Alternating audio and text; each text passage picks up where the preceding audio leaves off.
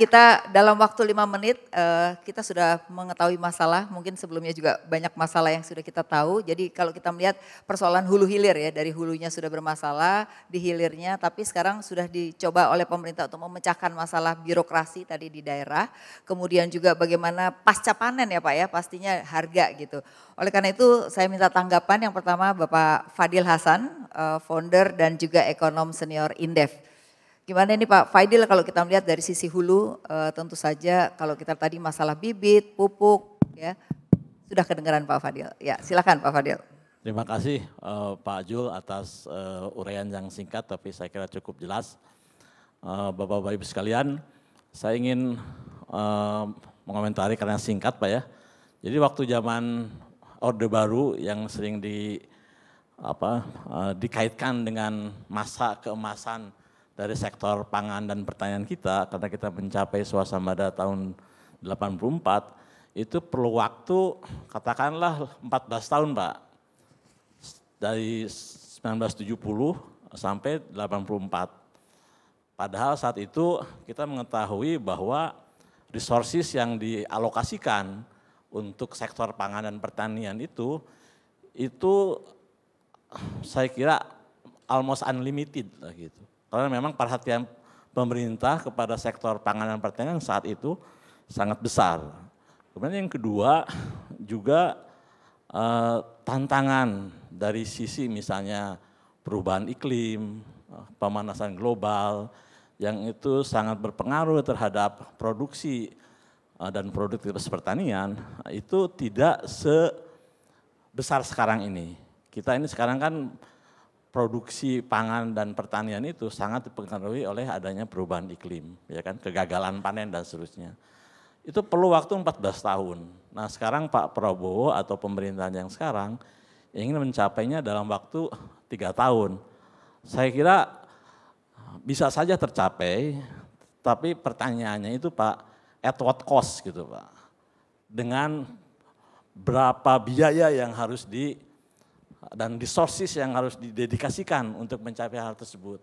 Sementara kita tahu anggaran katakanlah Kementerian Pertanian termasuk subsidi pupuk, saya melihat tidak ada perubahan yang signifikan gitu. Itu yang pertama pertanyaan.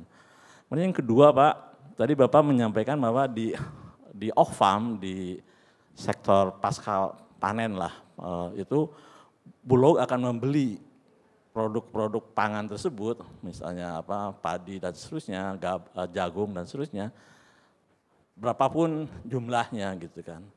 Nah dulu Bulog itu memiliki suatu kekuatan finansial yang sangat besar karena mereka mendapatkan kredit likuiditas Bank Indonesia dengan tingkat suku bunga mungkin almost zero, ya kan.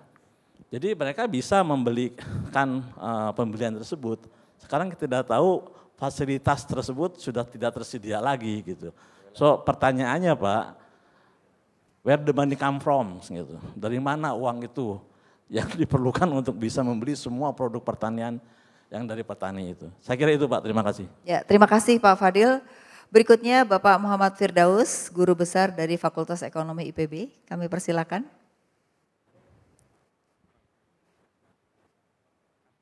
Sudah Pak. Baik, terima kasih Mbak Afi, Pak Menko Pangan, saya Firdaus dari IPB, banyak senior saya yang hadir di sini. Merespon Pak Menko Pangan tadi, yang pertama betul terkait dengan adanya Menko Pangan untuk terutama orkestrasi anggaran Pak. Sebetulnya tahun 2023 Pak Jokowi sudah meminta Pak Mentan waktu itu untuk mulai menyusun grand design. Karena tadi anggaran yang menyebar di berbagai KL, tapi kelihatannya belum sampai ke ujung. Jadi nanti mungkin bisa dilihat kembali apa yang sudah dikerjakan. Kemudian yang kedua terkait dengan swasembada ya Mbak Afi. Tadi pertanyaannya apakah kita bisa untuk seluruh atau mungkin cadangan untuk pangan strategis yang ada 11. Sebetulnya kita Pak tim WTO Pertanian Indonesia sudah buat notifikasi. Jadi setidaknya itu kita bisa untuk 3 dulu. Yaitu beras, jagung, kemudian pilihannya nanti bisa gula ya. Nah untuk jagung, transgenik kan sudah masuk nih, bahkan sudah dipanen di NTB. Jadi kalau jagung pasti optimis Pak, kalau beras kemungkinan juga pastilah kita bisa ya, keterlaluan kalau tidak. Nah kalau boleh urun rembuk untuk upaya swasembada, jadi kelihatannya proporsi antara intensifikasi nanti dalam kaitan alokasi anggaran itu harusnya bisa lebih besar ya Pak Rohmin ya. Jadi intensifikasi katakanlah 2/3, ekstensifikasi itu yang sepertiganya. Nah terakhir untuk sustain itu kan pelaku pangan harus sejahtera ya Pak ya. Sebetulnya ada satu undang-undang, kalau untuk undang-undang pangan mungkin implementasinya sudah banyak, tapi undang-undang yang perlindungan dan pemberdayaan, itu kalau kita baca satu persatu pasalnya itu sangat bagus sekali. Cuma turunan dari prolegnas ini Pak Rohmin ya, Pak Menko, ini masih sangat kurang. Padahal di situ yang tadi Bapak sampaikan, end to end, jaminan pasar dengan adanya off taker itu sudah ada semua Pak.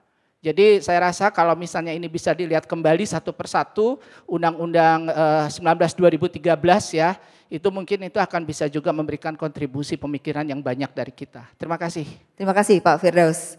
Baik, berikutnya saya juga mengundang Bapak Bayu Krisnamurti, dosen FEM IPB. Silakan, ini sudah punya pengalaman di perdagangan, jadi lebih mengetahui. Silakan Pak Bayu. Baik, terima kasih Pak Menko, Pak Zul. Pertama, baru pertama dalam sejarah Indonesia ada Menko Pangan. Dan itu memang sudah sangat lama kita tunggu dan kita harapkan. Jadi kalau dibandingkan dengan masa lalu, sekarang apa bedanya? Paling enggak kita sudah punya Menko Pangan. Itu menurut saya satu hal yang sangat positif. Saya ingin menyentuh bukan yang swasembada, tapi yang satu lagi yang menjadi agenda Bapak Presiden, yaitu hilirisasi. Dan hilirisasi, Pak Menko, salah satu yang paling penting dan punya dampak mungkin paling besar, bisa menjadi punya dampak paling besar adalah hilirisasi pangan dan pertanian atau bahkan pertanian pangan. Nah, hilirisasi pertanian pangan ini mensyaratkan dua hal. Yang pertama adalah ini swasta yang akan berperan.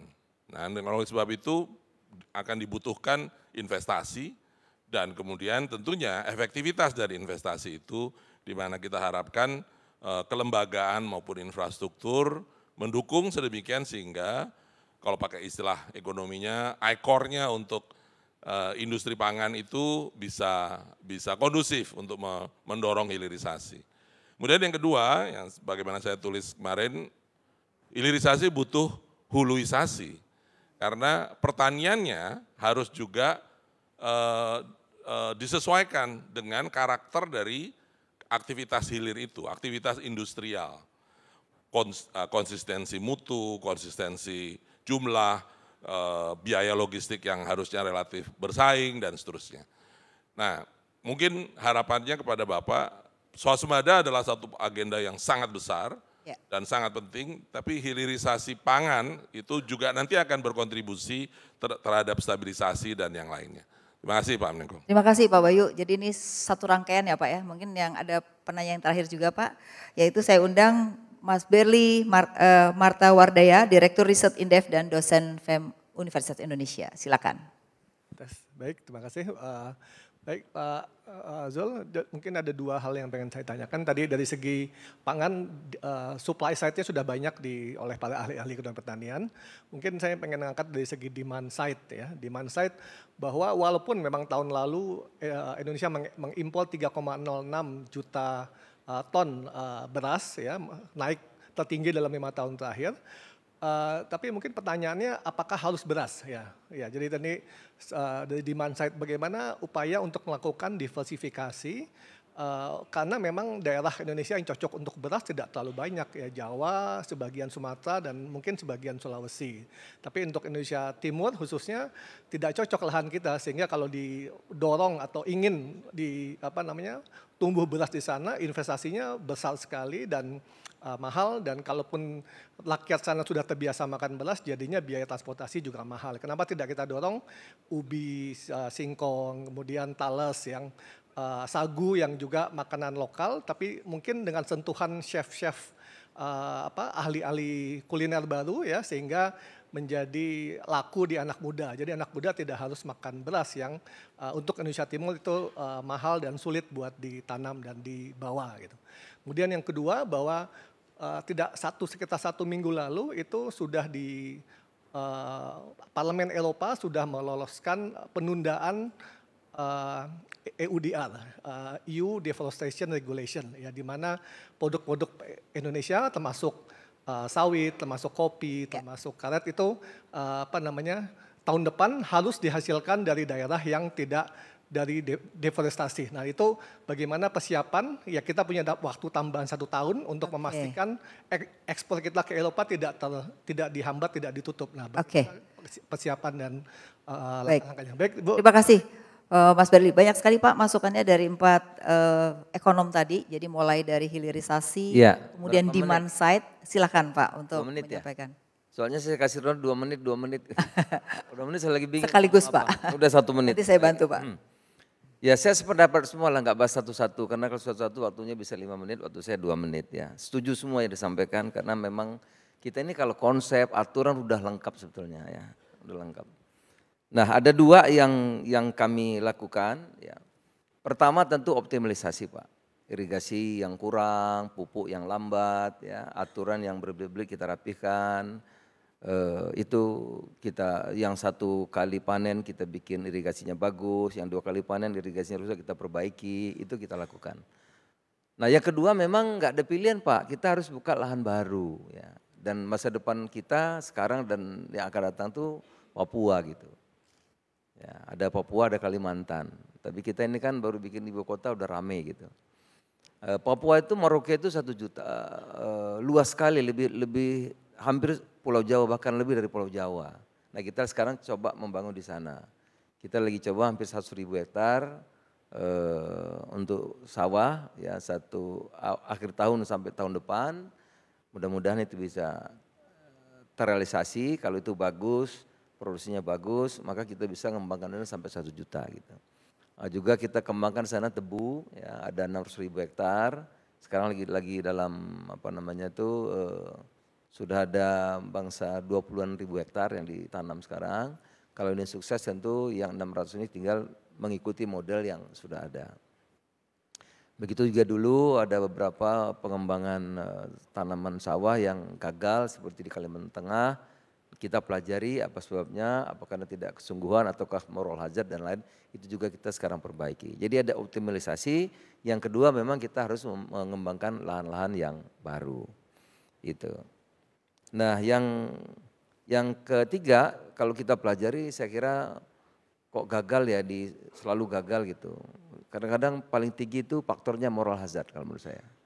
Ya juga karena reformasi, karena politik, macam-macam lah Pak. Nah, misalnya kemarin saya lihat di Lumajang itu ada dirut yang bagus sekali menurut saya. Dia memimpin perusahaan gula, ya anak perusahaan PTPN.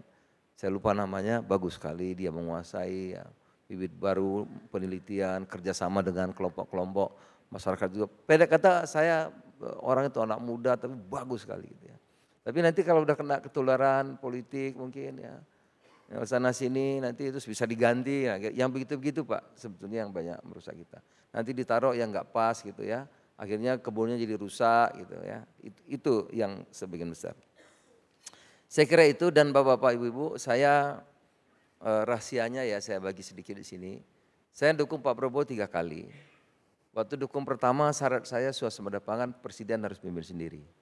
Beliau setuju, salaman. Gitu.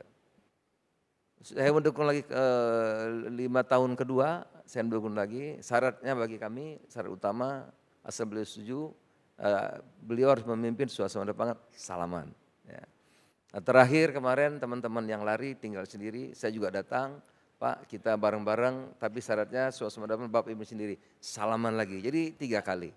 Mohon doanya saya kira insya Allah kalau kita serius ya, sungguh-sungguh dukungan teman-teman semuanya, 3 tahun mungkin awal swasembada tapi swasembada sungguhannya mungkin 5 tahun ini bisa kita wujudkan insya Allah. Ya. Terima kasih. Ya, jadi kalau kita lihat di sesi ini tentu saja kita melihat bahwa swasembada pangan harusnya bisa tercapai. Apakah 3 tahun atau berapa tahun, tapi kita akan melihat bahwa persoalan-persoalan harus diselesaikan. Satu masalah kebijakan tentu saja.